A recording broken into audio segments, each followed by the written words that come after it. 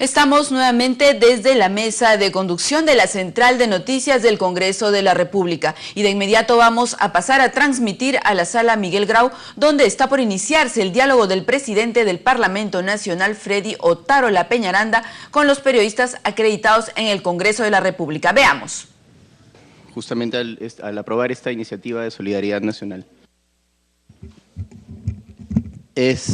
No se ha aprobado, para comenzar. Falta la segunda votación. Es un proyecto de solidaridad, pero que está impulsado por la congresista Marisol Pérez Tello, que nada tiene que ver con Antaurumal. Yo les pido leer el proyecto. Sucede que este Congreso ha eliminado el beneficio penitenciario para todo tipo de delitos.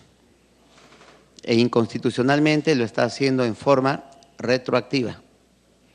Son decenas de miles de peruanos presos, y mírenlo como drama humano, decenas de miles, no todos los que están trabajando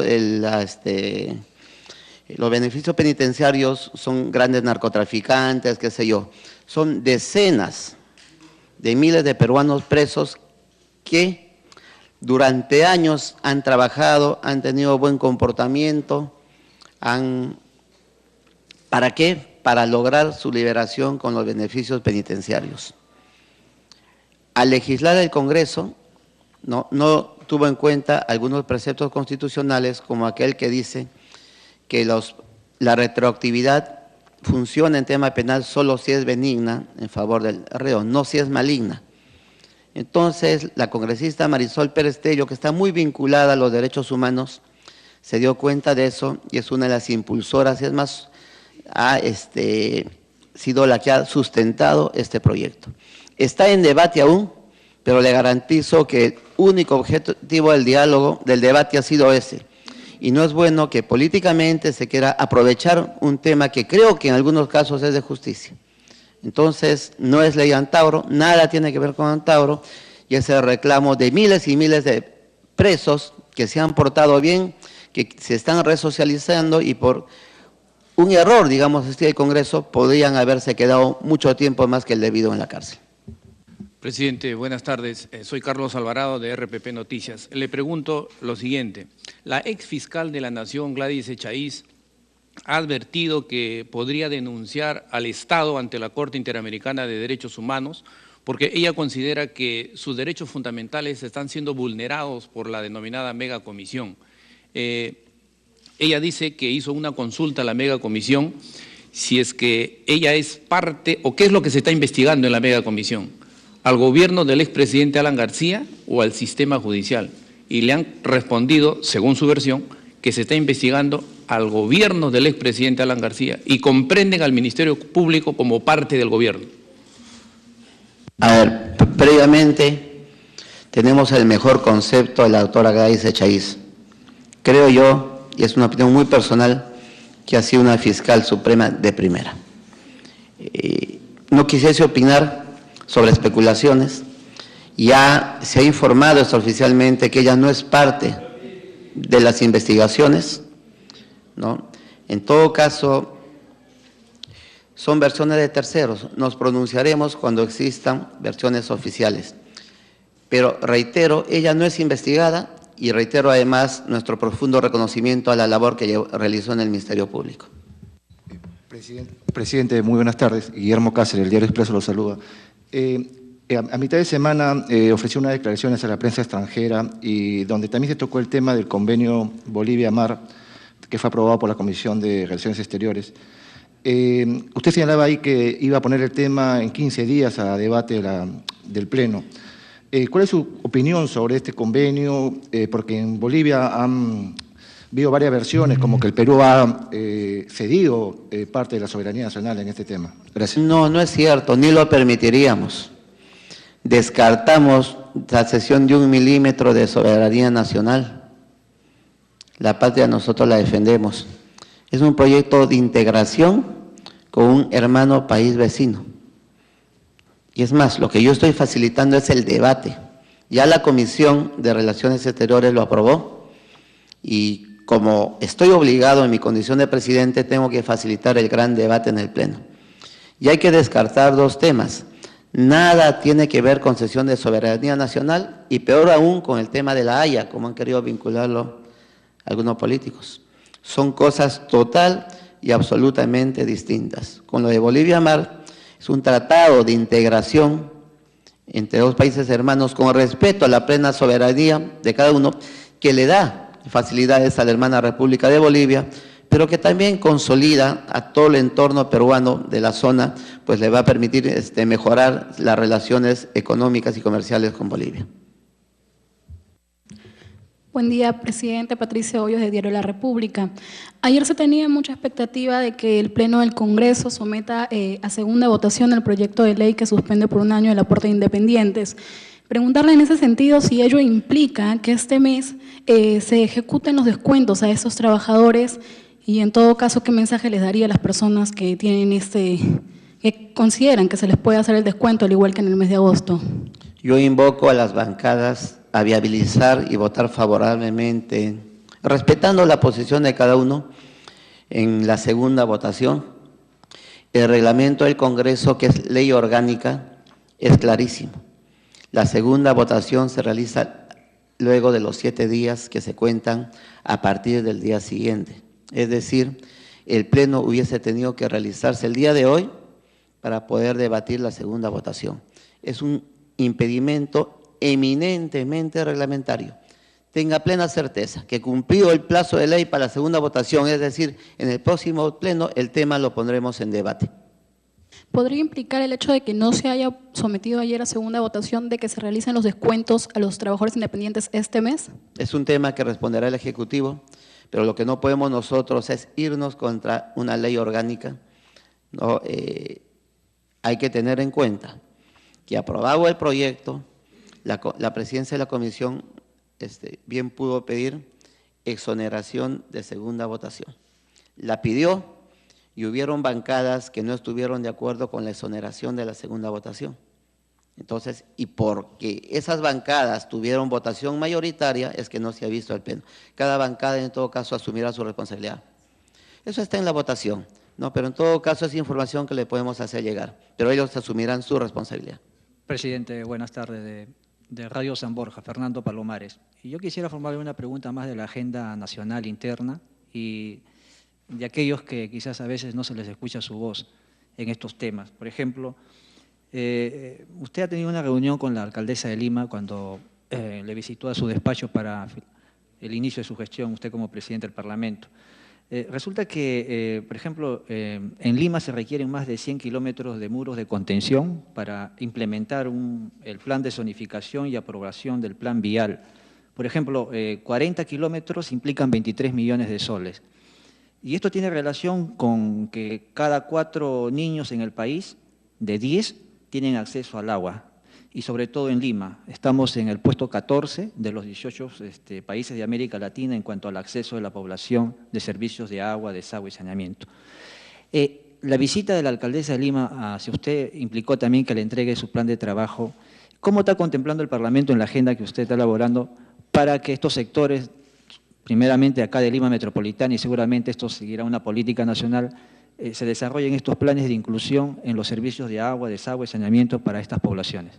Bien, es claro, el Congreso no tiene esa función, no puede presentar proyectos con iniciativa de gasto. Sin embargo, hemos nosotros formado equipos para apoyar a la ciudadanía en gestión. El día de hoy hemos visto un ejemplo en la Plaza del Congreso de dirigentes de Cajamarquilla, Nevería y Cerro Camote, en los que por vez primera el Ejecutivo ha destinado 500 millones de soles para el agua potable y desagüe para 400.000 familias. Adicionalmente, Sedapal, 80 millones de dólares. ¿No? Es decir, es la inversión más grande en la historia del Perú en agua y desagüe de barrios urbanos marginales. No es suficiente, pero con eso estamos mejorando la vida de casi 400.000 familias. El objeto de la reunión de hoy día habían algunas trabas en COFOPRI, en registros públicos, en Sedapal, formar una mesa de trabajo con el Congreso como coordinador para viabilizar y que esto de una vez se opere. Ya se aprobó el préstamo internacional. Es decir, en gestión podemos apoyar, pero en las decisiones finales, en los presupuestos, es un tema del Ejecutivo en el que el Congreso no tiene injerencia. Señor presidente, Jesús Molina, del diario La Razón. El día de hoy, nuevamente hemos visto una penosa situación en cuanto a esta lucha contra la corrupción y famosa recuperar la imagen del Parlamento ante la población. Y es que en la Comisión de Fiscalización del Congreso, donde se ve un posible caso de lavado de activos y de enriquecimiento ilícito del señor Alejandro Toledo, por segunda semana consecutiva, su bancada, que tiene representación en esta comisión, faltó. Y al interior del debate político se advirtió que se estaría blindando al señor Toledo. La semana pasada también hicieron, con su ausencia casi frustran un importante interrogatorio a uno de los testigos. El día de hoy casi ocurre lo mismo. De los 5 legisladores no llegó ni uno.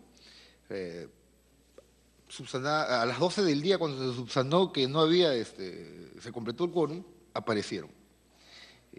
Extraña mucho a quienes pueden haber escuchado al jefe de Estado decir que ha dado instrucciones a su bancada, cuando de la teoría pasamos a la práctica se demuestra lo contrario.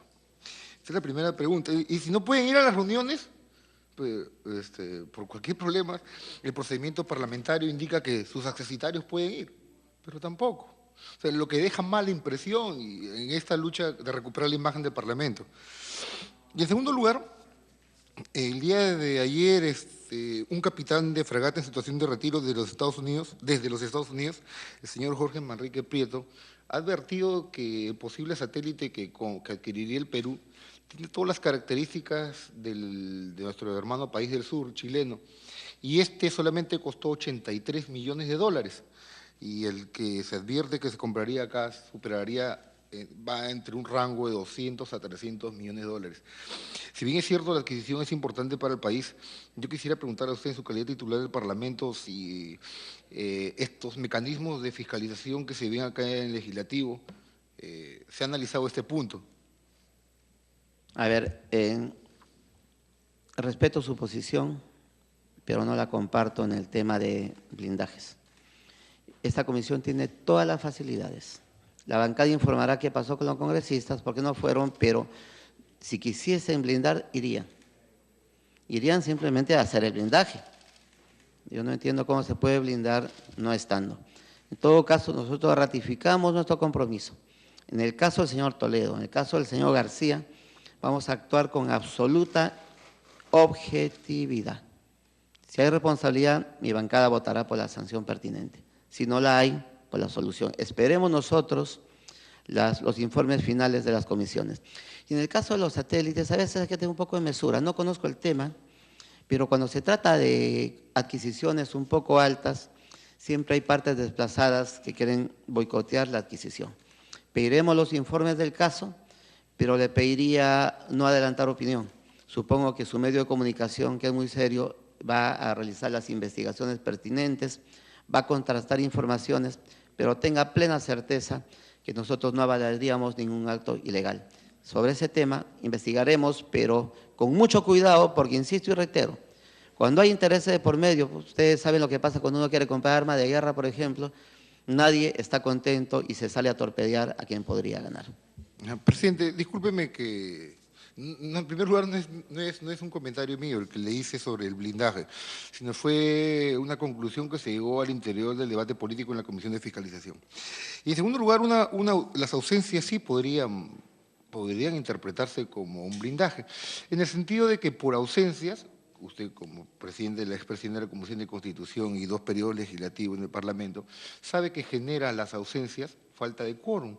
Entonces no se podría, bajo estas circunstancias, tomar declaraciones ni testimoniales de implicados en determinados casos. Y esa ausencia, como le digo, se ha reiterado en 2 sesiones consecutivas. La tercera, no sabemos si ocurrirá lo mismo. Pero como le digo, si los titulares no pueden ir, existen las facultades para que los reemplacen sus accesitarios. Y no se produciría estas informaciones que yo le aseguro, el día de mañana se van a producir. No quiero armar un debate, pero en todo caso le respondo, ¿no? Si alguien quiere frustrar un debate, hace sus cálculos. Si mi ausencia la frustra, no voy. Pero tenga plena certeza que esa no es la intención. Es un tema de bancada que lo coordinaré con el vocero de bancada, pero el tema es clarísimo. Ya es decisión del Partido Nacionalista Peruano. Lo que dijo el presidente de la República. Aquí actuamos con imparcialidad, con objetividad y con firmeza. Presidente, disculpe, para no perder la dilación sobre el caso que ha tocado mi colega, preguntarle, en la sesión anterior que tuvimos, la conferencia de prensa, también se hizo presente la ausencia de los parlamentarios que casi frustran justamente la sesión de la Comisión de Fiscalización donde se presentó el corredor inmobiliario. Usted mencionó que se iban a pedir explicaciones. Queremos saber si pidió explicaciones a sus colegas parlamentarios y qué fue lo que ellos dijeron. Bueno, eso de casi frustra o frustra son dos temas total y absolutamente distintos. Han ratificado los colegas congresistas que van a actuar bajo las pautas que le acabo de decir, que no hay ningún ánimo de blindaje y ni siquiera conversaciones sobre ese tema con la bancada de Perú Posible. Ellos han manifestado que en la comisión van a actuar con absoluta objetividad y han ratificado su compromiso con la verdad y su solidez de concepto en la lucha contra la corrupción. Presidente, sí, Presidente, Renzo Macei de Frecuencia Latina, siguiendo la alegación de mis colegas anteriores, ¿no haría falta una invocación a los congresistas de su bancada para que puedan asistir a estas sesiones tan importantes de la Comisión de Fiscalización? Porque, bueno, no hablemos de blindaje, pero da la impresión de que hay una falta de interés en un tema importante que involucra a un expresidente de la República. Entonces, estas ausencias generan esa mala imagen. No sé si haría falta una invocación. Yo creo que sí. Hay que invocar a la bancada que cumplan con esas obligaciones. Entiendo que pueden haber tenido otras tareas, pero la importancia de esos temas debería hacer que asistan. Yo tomo su palabra y los invoco porque en esto hay que ser firmes. Señor presidente, el día de hoy estaba invitado el fiscal de la Nación a la Comisión de Fiscalización. Él no ha asistido diciendo que no está obligado a ir, ¿no? Ha apelado a la autonomía del Ministerio Público y también, digamos, a que la investigación que está realizando es reservada. Perdón, por favor, siempre identificándose. A Mario Mejía, del Diario del Comercio. La comisión ha dicho que va a volver a invitar, digamos, pero ¿cuál es su opinión, digamos, frente a esta posición del fiscal de la Nación de no, digamos, venir al Congreso? Creo que en una democracia que implica la separación de poderes, todos debemos ser respetuosos de esos poderes. El Congreso lo ha invitado en uso de una facultad constitucional. Estoy seguro que el señor fiscal va a actuar de acuerdo al mandato imperativo que la democracia le obliga, ¿no? Hay mecanismos. Él tiene argumentos que hay que tener en cuenta. Existiendo una investigación en ciernes, la ley impide que éstas se hagan públicas, la reserva del proceso. Pero bien podría verse una comisión secreta. Lo que no se puede hacer de manera alguna es no respetar la separación de poderes y las facultades que tienen los poderes del Estado. Congresista, buenas tardes, Mónica Ugarte de ATV. Quería hacerle la consulta respecto a la información que salió ayer en el diario Perú 21 con relación a este audio en el que se revelaría que la primera dama ya lo ha descartado, no va a postular a la presidencia. Sin embargo, hay una propuesta del señor Daniel Abugataz que sería para el año 2021. Él ha aclarado que es una propuesta personal, pero queremos saber si en el partido ustedes avalan esta idea y por qué no hacerlo a través del presidente Humala. Y también en este audio se dice o se habla respecto de la corrupción de miércoles, dice la señora, que hay al interior del gobierno. Queremos saber cuál es su opinión, por favor. Bueno, comencemos por el final. Por más que se diga, no hay escándalos de corrupción como sucedió en antaño. Y eso ustedes como periodistas objetivos saben que es cierto. Segundo, son audios de terceras personas, en el caso de esta señora alcaldesa. Y en el caso del congresista Bugatás, saludamos lo efusivo que está en la construcción del partido, pero la primera dama está cumpliendo su función de tal sin pensar electoralmente. Yo reitero lo que siempre digo, si se piensa electoralmente, se trabaja mal, se trabaja populistamente, se deja de cumplir con metas que el buen gobierno, en el caso del presidente, y la función de primera dama, en el caso de la primera dama, con metas que el Perú y los pobres requieren. Entonces, el congresista Daniela Bugatás, obviamente es militante del Partido Nacionalista y con esa efusividad ha hecho ese comentario, pero conozco que la primera dama no tiene ningún pensamiento electoral en estos momentos, pues está abocada 100% a su tarea de tal. Buenas tardes, presidente. Henry Campos, del diario La Primera. Siguiendo el tema de la inasistencia del fiscal José Peláez, hay una crítica fuerte contra él con respecto a la actitud que está tomando en las investigaciones contra los expresidentes o sobre los expresidentes, en el caso de Alan García y el presidente Toledo. Si usted considera que realmente hay una parcialización en las investigaciones con respecto a el despacho del fiscal Peláez, y sí, solamente eso.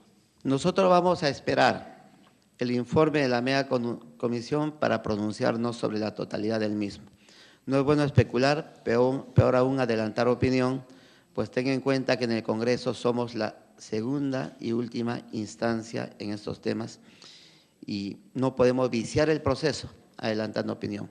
Lo único que le digo, que mi bancada en todos estos temas va a actuar con mucha serenidad, pero con bastante firmeza. Yo le preguntaba, disculpe que continúe, porque el fiscal Peláez, a pesar del pedido de la Procuraduría y también de diversos juristas, han señalado de que debería investigar preliminarmente por el caso de Business Track, porque hay indicios que suponen una comisión de delito en este caso. Si usted considera que realmente debería haber una actitud de investigar en este tema por parte del fiscal de la Nación. Es una decisión de un poder distinto al nuestro, no vamos a interferir en él, no podemos constitucionalmente hacerlo, pero lo que también es claro, que los resultados de esta mega comisión son vinculantes. Entonces, si la mega comisión opinase por responsabilidades, el Ministerio Público estaría en la obligación, sin salirse del marco del informe, de aperturar y de formular denuncia. Entonces, por eso yo prefiero dejar que la mega comisión trabaje con tranquilidad y reitero, de ahí podría determinarse la obligación que emane en lo sucesivo del Ministerio Público. Presidente, muy buenas tardes. Grecia Pimentel, de Radio Exitosa. Quería hacerle algunas consultas. El Congreso ya tiene definido un método para la elección del Defensor del Pueblo y el resto de autoridades. ¿Y en qué fecha estima usted que el Pleno estaría debatiendo este tema? Y aparte de ello, también esta mañana el congresista Johnny Lescano ha indicado que él va a pedir que se cite de grado fuerza al fiscal de la Nación en vista de las investigaciones que se le sigue a Alejandro Toledo. ¿Es posible eso? Ya respondimos en cuanto al fiscal. Hay que respetar a los poderes, es una autoridad de primer nivel, pero esa separación de poderes implica que también se cumpla con lo que el Congreso requiere, ¿no? Entonces, por ahí no creo que haya ningún problema, eso prefiero dejarlo así. Sobre el tema del método de elección al Defensor del Pueblo y resto de autoridades. En el tema del método, lo importante creo es elegir. El método va a ser el mejor.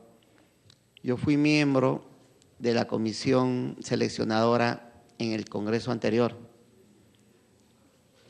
y cuando se hizo por concurso, no concursaban los que debían hacerlo. Entonces, lo importante creo son los resultados.